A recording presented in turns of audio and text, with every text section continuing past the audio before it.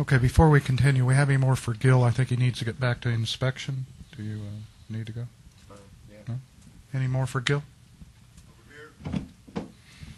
Oh boy, he's going to stand up and yell at us. I do this because it's out of respect. Like when we talk to the president, you know, Obama and all that, we're supposed to stand up and all that sort of stuff. Mike Mullen from MikeMullen.net. This is for Gil. Why can't you get .com?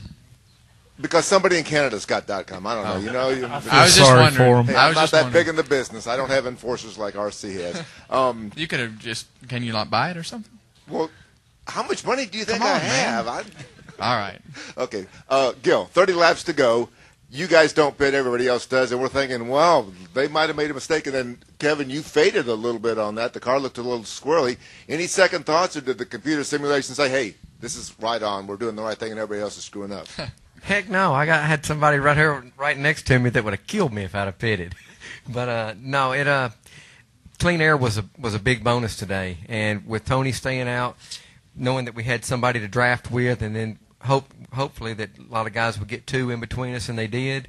And the way everybody fanned out, it just almost gave a parachute effect to the back portion of the field, that the tires couldn't overcome the aero push that everybody was getting, and not having any cautions at the end led us to where we could stretch out. And I knew if we could just get 4 or 5 laps, let the tires heat up, that we would stretch it out, because we were on the average probably about 2/10 better than the field most of the run. And then when it got deeper into the run, it came more than that. Okay, we'll go ahead and excuse Gil. Congratulations. I'll work on that Great .com effort. thing for you more. We'll continue on. You're up. Thank you. Steve Kaminsky with the Grand Rapids Press. This is for Richard.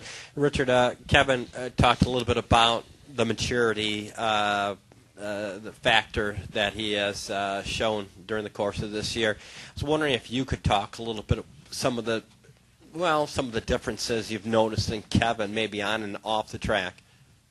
Well, I mean, Kevin's always had his head into it as good as a racer, but I think he's bringing more and more to our whole organization now.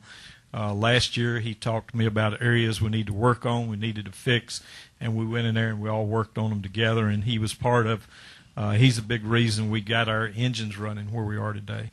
It's not complaining, it's how he came to us and said we got to get them fixed, and we just worked through a lot of those things, and today he's a big role at RCR as well.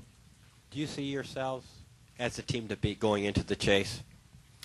Well, I said at our luncheon, I said somebody's got to beat Jimmy this year, and it might as well be RCR. And you never say, yeah, we're the team to beat. You never get your confidence that high. You got to have confidence, but so many factors play in. We know that we're going to be a contender, and that's all we can ask for is to be a contender. And if you're that, you will have a shot of winning it.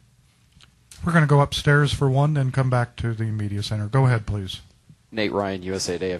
For both Richard and Kevin, this is the number 29's first victory on a track of at least 1.5 miles in length with an unrestricted engine since Indianapolis in August 2003. Can you ascribe any significance to that, especially given that 5 of the tracks in the chase are similar, where they're both more than 1.5 miles long and unrestricted engines? Is it good to kind of get the win on a track like that heading into the chase? I think it's good to get it out of the way. Like I say, I mean, there was opportunities to do that, and you just can't force it. I think that's more coincidence than it is anything. We won the All-Star race in 07 on a 1.5 mile racetrack at Charlotte, and we've been in contention to win a bunch of them this year. So you just go race, and if they come at Daytona, I'm happy. I mean, if they come at Talladega, whatever. I mean, if they come at Martinsville, fine too. But it's okay. I mean, I'm glad to win here today. But wherever they are, I'm happy in this deal.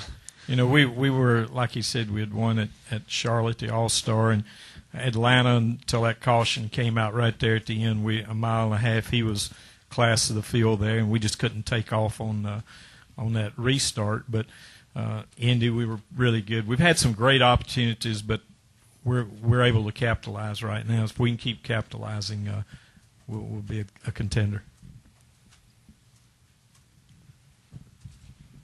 Tom Jensen, Speed.com again. Richard, a little more than a year ago, there was a lot of fighting going on. The team had lost its way, and you've had to do a couple rebuilding jobs over the last decade. When something like that happens, how the hell do you even know where to start? And how hard is it to get a ship turned where you got 400 or 500 people, and it's not really working, and all of a sudden, in pretty short order, get it moving in the right direction. Well, it actually started mid-season or before. My story on what happened last year, in 2008, Kevin was one of the contenders for the championship. The Hendricks Group just had phenomenal years. In 2007, Boyer was there. 2008, Kevin was there. And we were contenders at that point for the championship. And we went down a road going into 2009 with some people and some things. And we ended 2008 well enough, and we took the wrong path. And when NASCAR pulled the testing, our simulation program would not work anymore. And it's just a accumulation of so many things.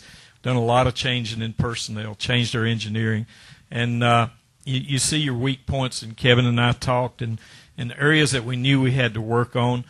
Jeff Burton played a big role, and I'd asked him what he'd think on some things. It's a big team effort. I don't get the credit for it. It's everybody going in there and trying to turn that ship, and we all turned it together. David, coming to you. Yeah, David Newton, ESPN.com. Kevin, a couple of times where you were getting ready to take the lead, either your spotter or your crew chief, whatever, said, just keep doing that, and you're just going to leave everybody behind. Are the engines just that strong now? Have you got a better package than you've ever had? And is the package you had now any different than you've had the rest of the season? I don't think I think the good engines are coming.